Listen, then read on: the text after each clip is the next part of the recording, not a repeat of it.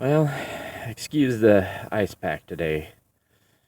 The temperature shift has got my head in a vice.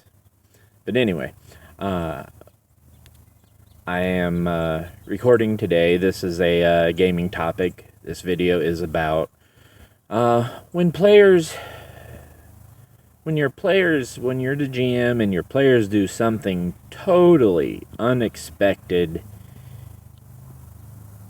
You can partly prepare for it by having alternate, say the group doesn't bite at the story,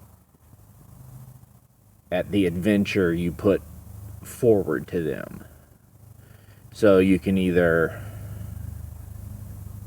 learn to come up with stuff on the fly, or be very well alternately planned.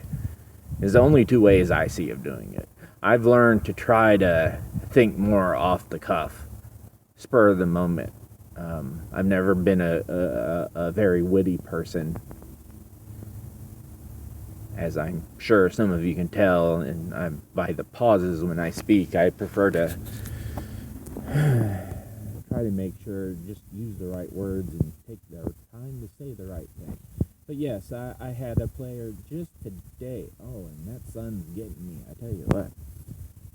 Just today, I had a player. He responded to, he's a player, think if The Rock played Wolverine, kind of. But, his character's name's Dice, and he was responding to a bank robbery on a Sunday. And he showed up, and this dude in a suit walks out, blue suit. He's got a red hair and a red, real long, ZZ Top-ish beard, and stuff. And he quickly finds out that this guy has bulldog ants with him and can control them, and he can make them giant sized. And by the point where the player totally catches me off guard, to the point where I laughed for a couple of minutes straight because this was hilarious. Dice. There's 4 policemen. One's injured, so 3 of them have their guns out. Dice and one of Dice's sidekicks, named Joker. He doesn't have any powers, but he's well trained, and he has a weapon on the scene too. And the 2 giant ants that Colony had created had been put down. Dice and the police and Joker helped put down the 2 big giant ants. And now Dice was left looking at the swarm of normal ants, hovering in the air, where Colony was. And then he still smells Colony, because Dice has a heightened sense of smell. And he looks, and inside the swarm, he can see a tiny little version of Colony in his blue suit. That blue's the only reason he saw him. He could see the little version of Colony with ant wings on his back, hovering in the middle of the swarm. And Dice yells at the policeman, "Grab your pepper spray!" I tell you what, I was like, okay, that's a solid, I did not see that coming. That was the punch I didn't see coming as the GM. He just whipped out, "Grab your pepper spray!" Like, damn, I gotta give him experience points for that. That was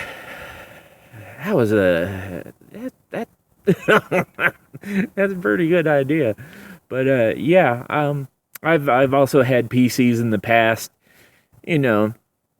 They show enough interest in an NPC to actually have a conversation with them. And when they do that, you got to give them a little bit of character, a little bit, something to make them unique.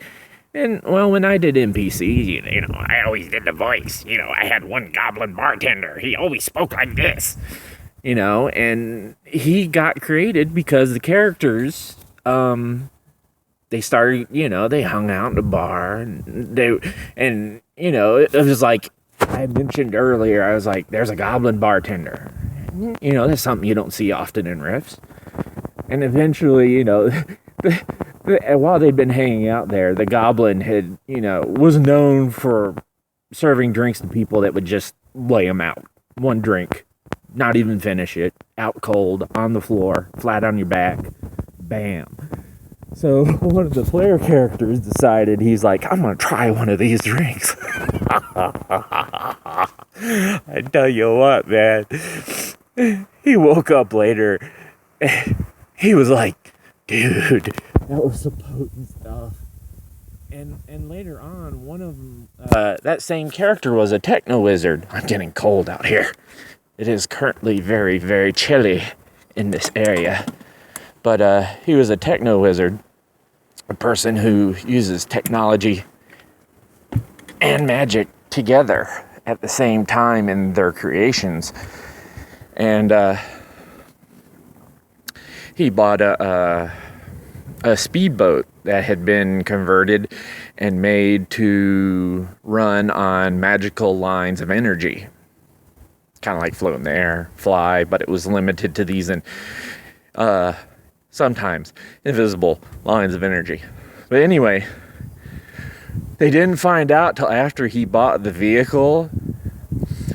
At one point they were traveling, and I forgot who was sitting next to Eric's character. He was playing the techno wizard. Next to Eric's character, I forgot who it was. I think it was Travis. I don't remember what he was playing, but he was one of the quieter characters, and he mentioned, is there anything, you got anything to drink? And the glove compartment, I said the boat had a glove compartment because, well, it made for the story, and all the players remember it to this day. The glove compartment door pops open, this goblin arm shoots out holding a drink, and all you hear is, yeah, drink this, yeah. So not only did the character who the goblin knocked out, from who would never come into existence really unless the PCs had pursued interaction with him, become a very, very memorable, but not important, but, just an element, a live element of the game that the players, and my other I had other NPCs, shop owners, stuff like that, that had different characters, different quirks and personalities, and half the time in my games the players were like, back to town, talk to the NPCs. Which is all cool. I mean, if you can do voices for NPCs, I wholeheartedly suggest it.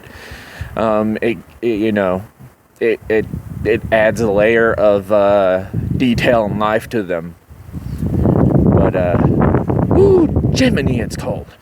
But anyway, that's helping my head, so I can't complain too much. I might start chattering, but anyway, at least the sun's set. I got enough light to film by and not enough to blind my retinas.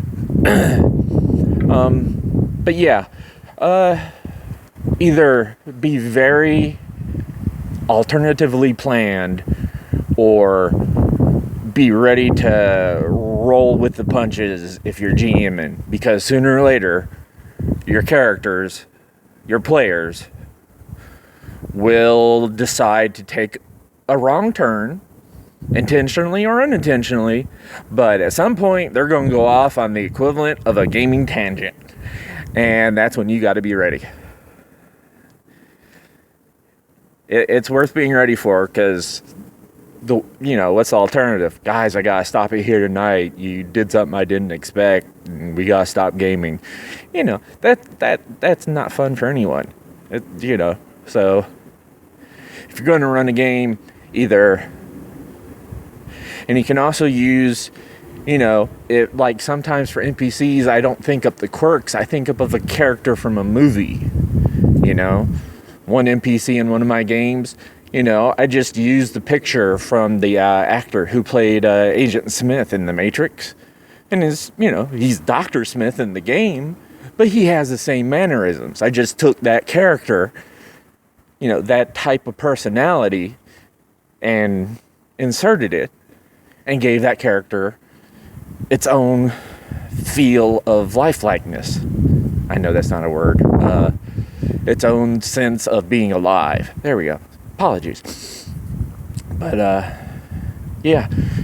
favorite movie characters, those can be NPCs, you know, Godfather, maybe he's a crime boss, you know, that kind of thing. You know, if they have to deal with the cook, everybody, well, I don't know about everybody, but most people know at least a couple of famous cooks. You know, the bam, let's kick it up a notch guy. I know I've used him, I think. Well, not in game, but I've used it out of game when things got exciting, because I was like, bam, we've kicked it up a notch. But anyway, all right, I am starting to lose feeling in my fingers. Good for my head, not for my fingers. Don't want to drop my phone, and I have to be able to end this video without trying to operate the screen with a knuckle. So, thank you for watching.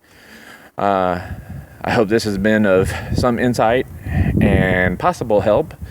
Give it a like if you like the video, you like the topic. Subscribe to the channel if you want. And thanks for watching. And stay warm. I'm going inside.